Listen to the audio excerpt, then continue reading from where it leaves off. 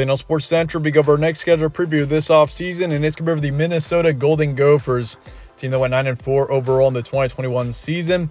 Not a bad season for Minnesota. This team was definitely one of the more overlooked teams in the Big Ten last year. They were a contender in the Big Ten West, one of the best teams in that division, and getting 9 wins in the Big Ten is no easy thing to do. How they'll be going into 2022, though, that's what we'll be going over here today. We'll be going over the players this team will be losing, will they be returning, and also looking at their schedule for the first time this offseason. Starting out with your notable games from last season, this team once again 9-4 overall. Started the season with a tough loss to Ohio State. 31-45 was the final score there, but they kept it within a couple of touchdowns against the Buckeyes, who were certainly a great team last season. Beat Purdue on the road 20-13. That was certainly an excellent win. Purdue last season, they were a good team as well. They got up to 9 wins. Not a bad season for them. So for Minnesota, that was a good win there. Beat Nebraska 30-23. Lost to Iowa on the road 22-27. Tough loss there. Beat Wisconsin though 23-13. That was a massive win. That kept Wisconsin from going to the Big Ten championship game, which is obviously a huge deal. And in the end, a huge win for Minnesota there, beating Wisconsin, their big rival there, 23-13. They also beat West Virginia 18-6. Low scoring matchup in that bowl game there, and I feel like Minnesota should have been in a better bowl game than facing off against West Virginia. I think I said that in my bowl preview for that game as well. But Minnesota last season, they were a good team, and they getting up to 9 wins is obviously that's certainly no easy thing to do. Especially when you're in the Big Ten, but nonetheless, still a good one there in their bowl game, 18-6 over West Virginia. 4-2 in their first 6 games, and then 5-2 in their last 7. Rochburg going into next season, this team has got Tanner Morgan coming back for yet another season. Tanner Morgan, obviously a tough. If you look back at 2019, he was excellent. That was his huge breakthrough season. Was 2019. He looked excellent. He was from start to finish one of the best quarterbacks in the Big Ten.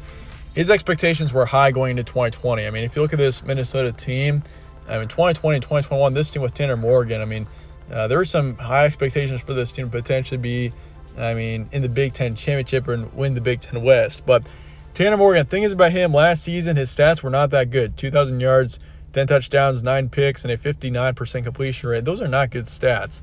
And for Tanner Morgan, it's been kind of disappointing seeing. He was an excellent quarterback back in 2019. If you look back at that season in 2019, he threw 3,200 yards, 30 touchdowns, over 7 picks.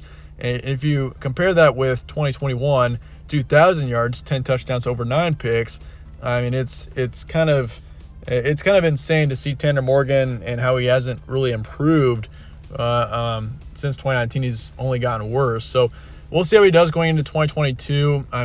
We've seen his potential. He's got upside for sure. He can play better, and he's got to take that next step if Minnesota wants to be a Big Ten contender, win the Big Ten West. He's got to play better than he has been. But the rushing game has been the huge deal for Minnesota. In 2021, it was huge. They had 3 running backs, obviously, and I feel like this team, if Mohamed Ibrahim, if he did not get injured at the beginning of the season against Ohio State, this Minnesota team could have easily won the Big Ten West last year. And going into 2022 now, you got him back, and hopefully he can stay away from injury. That's going to be very important. And if he would have stayed healthy, this team would have been very capable of having a season like 2019, being a national contender, and definitely a Big Ten contender. But looking at the running back situation now, you got Kai Thomas transferring, you got Marquise Irving transferring, and so you got your top 2 running backs taken off there. Trayson Potts, you do return him. He was your 3rd running back last year, put up over 500 yards and 6 touchdowns. And if you look at Kai Thomas and Marquise Irving, they combined for 10 touchdowns and over 1,600 yards. So you're losing 2 excellent running backs there, but having obviously Mohamed Ibrahim back is going to be huge, and you can expect Trayson Potts to improve going into next season. So running back situation, not too concerned, especially if Ibrahim can stay healthy. That's going to be massive. He's one of the best running backs in the nation. Receiving situation, you got Chris Ottman-Bell coming back. You got Mike Brown Stevens coming back, and then Dylan Wright as well. So receiving core looks good. You got your top 3 coming back there. So Minnesota, this team has got potential offensively. I feel like this team in 2021, offensively, they had the capability of being one of the best in the Big Ten, and obviously the running back situation took a major hit I mean, with Ibrahim getting injured, once again, that had a significant effect on this team. And running back situation, I mean, it was still good last season. I mean, he had 3 running backs over 550 yards, which is huge. But obviously, if you could have had Ibrahim as well in there, I mean, it would have been huge for the Gophers here. But going into the next season, you lose 4 on the offensive line, 4 on the defensive line, 2 linebackers. I mean, so that's going to be a concern, is your offensive line and your D line going into next season, and you got 2 linebackers obviously taken off as well. So, I mean, that's going to be tough going into next season. The O-line is obviously a crucial part of the offense, and, I mean, it's going to be tough to rush the ball when you don't have a very experienced offensive line. So that is a bit of a concern, but, I mean, otherwise, I feel like Minnesota, this team has got upside going to next season. I think this team has got some big potential.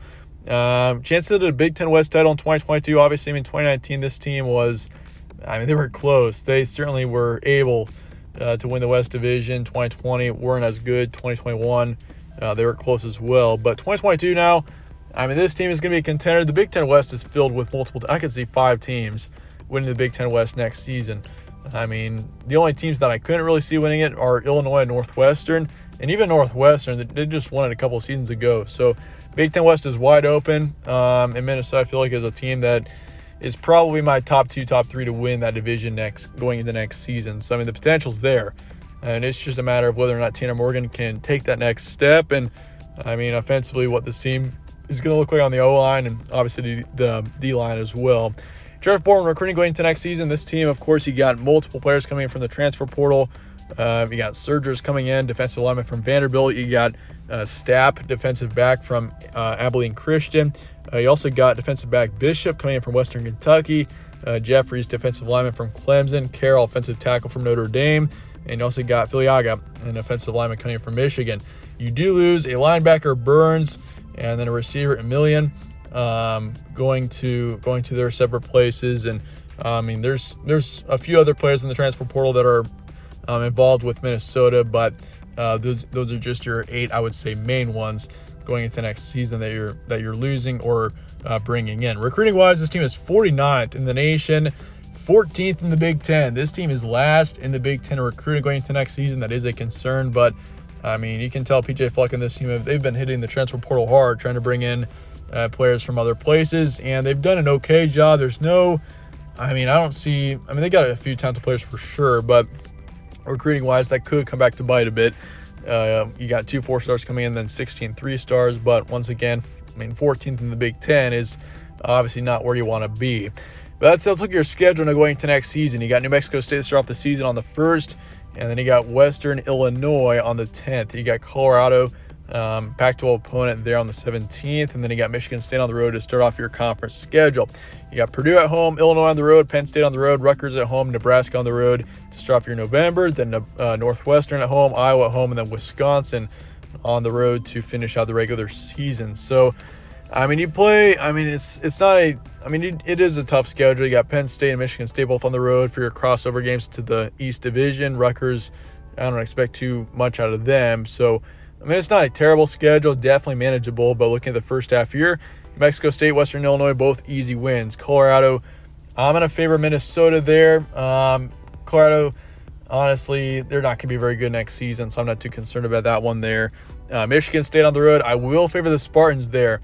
I mean, it's on the road. That's a close one, pretty much a coin toss, but I'm going to favor Michigan State in that matchup right now. They should be good next season. I mean, there's a couple of question marks, but I would expect the Spartans to be a contender. Purdue, Illinois, both close, but I'll favor Minnesota in both those games. That Purdue game should be a fun one. Purdue's going to be good next season yet again. And look at the second half here. Penn State on the road. I'll favor the Nittany Lions there. It's a tough place to play, one of the toughest places to play, and Penn State, I could see them being good next year, so I'll favor them. Rutgers, I'll favor Minnesota in that one with them being at home. Nebraska, that's a tough one. Nebraska's such a tough team to predict. I mean, every single year it's like Nebraska, they've got the talent to be a contender in the Big Ten, but they just have not been able to convert that potential. But I mean, going into next season, I could see Nebraska. I feel like this is going to be the year. I mean, I say that every year, but I feel like Nebraska next season they'll get that next step and potentially get 6 to 8, maybe even 9 wins. I mean, I'm going to say 6 to 8 is probably probably the target zone for them. So they'll be good. Tough place to play. All favor Nebraska there. Northwestern, Iowa, all favor Minnesota in both those games. Iowa's definitely an interesting matchup. The Hawkeyes are usually right up there towards the top of the Big Ten West. I expect that to not change going into next season, but I'll favor Minnesota there. And then Wisconsin finish out the season. I'm in favor of the Badgers there, barely right now. Obviously tough one to predict, Wisconsin, but I'll favor the Badgers there in a close one. Record projection 7-5 to 11-1 for this team, so the ceiling is high. This team has got potential. They got upside for sure, and I'm going to favor Minnesota here to get in that 7-11 win zone. I feel like 8-9, maybe even 10 is very. I mean, I feel like 8-9 is the most reasonable for this team going into next year. I mean, this team, if you look at their return in production, who they got coming back, I mean, this team is capable of being a big contender in the Big Ten. It's just a matter of if it happens or not, and if Tanner Morgan once again takes that next step, that's going to be. I mean, he's going to have a huge influence on how this team does next season. But certainly the ceiling is high at 11-1 going into next year. But let me know your thoughts in the comments below on this team, and I appreciate you guys watching as always. Stay tuned for more from All Sports Central. Catch you on the next one.